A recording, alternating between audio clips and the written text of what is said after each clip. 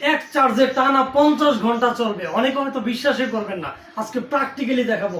এটা হচ্ছে সবচেয়ে হাই কোয়ালিটির নোহা ডিফেন্ডার 2438 H-RB।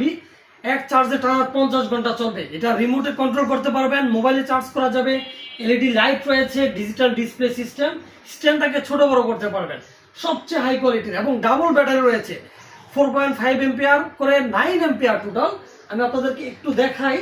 এই যে দেখেন, এটা কিন্তু ডাবল ব্যাটারি। কি লেখা আছে এখানে? 6 volt 4.5 ampere 4.5 ampere total 9 ampere.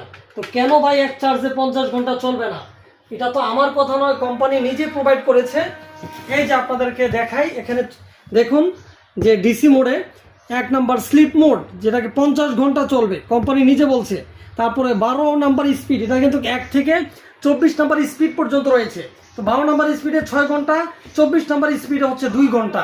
মানে হচ্ছে এটা আপনার সবচেয়ে হাই স্পিডে চলবে 2 ঘন্টা, আর স্লিপ মোডে যদি চালান 50 ঘন্টা চলবে। এটা স্ট্যান্ডটাকে আপনি উপরে নিচে করতে পারবেন। এই যে স্ট্যান্ডটা অনেক উপরে হয়েছে, আবার চাইলে নিচের দিকে আপনারা স্ট্যান্ডটাকে নামিয়ে ফেলতে পারবেন।